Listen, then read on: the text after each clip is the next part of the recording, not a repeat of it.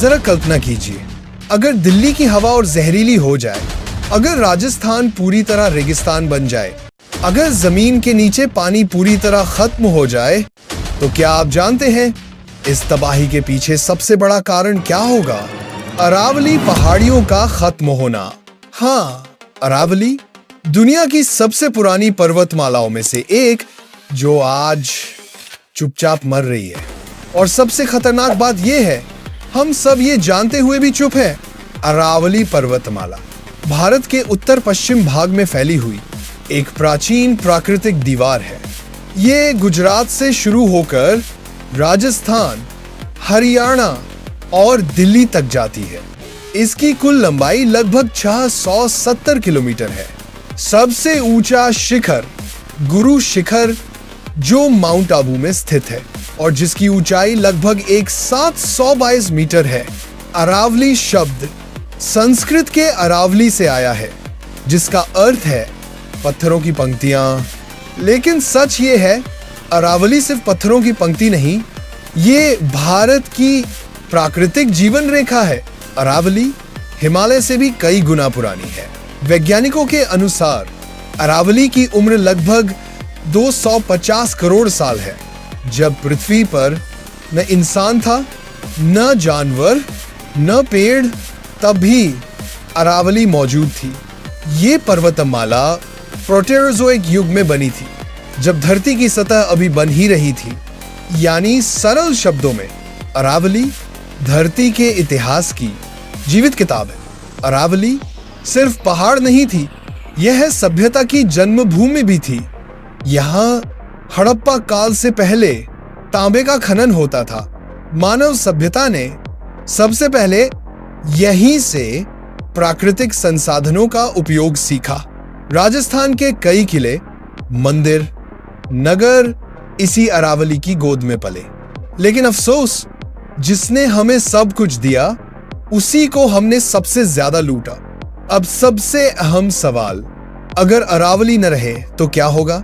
एक, रेगिस्तान की दीवार। अरावली थार रेगिस्तान को दिल्ली और उत्तर भारत में फैलने से रोकती है। अगर अरावली कमजोर हुई तो रेगिस्तान आगे बढ़ेगा। 2, पानी की रक्षक। अरावली बारिश के पानी को जमीन के नीचे भेजती है। यही वजह है कि राजस्थान और हरियाणा के कई इलाके आज भी जिंदा हैं। अरावली गर्म हवाओं को रोकती है, ठंडी हवाओं को संतुलित करती है। 4, जैव विविधता। यहाँ तेंदुआ, लकड़बग्घा, सियार, सैकड़ों पक्षी और पेड़ पौधे पाए जाते हैं। अरावली एक पूरा जीवित पारिस्थितिकी तंत्र है। क्या आप जानते हैं, बनास, लूनी, साबरमती जैसी नदियां अरावली से ही निकलती हैं।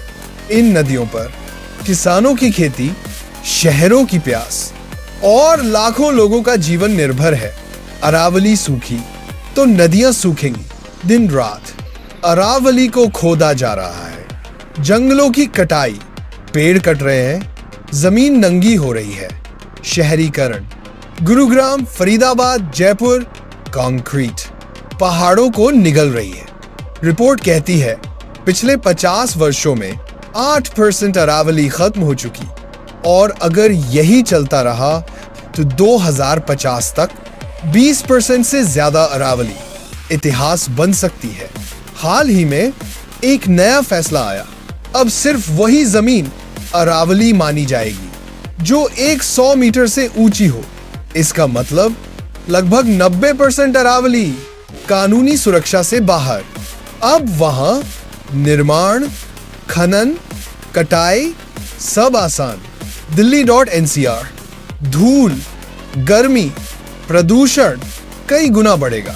राजस्थान, हरियाणा, पानी खत्म, खेती खत्म, आम लोग, रोजगार, जीवन, भविष्य सब प्रभावित।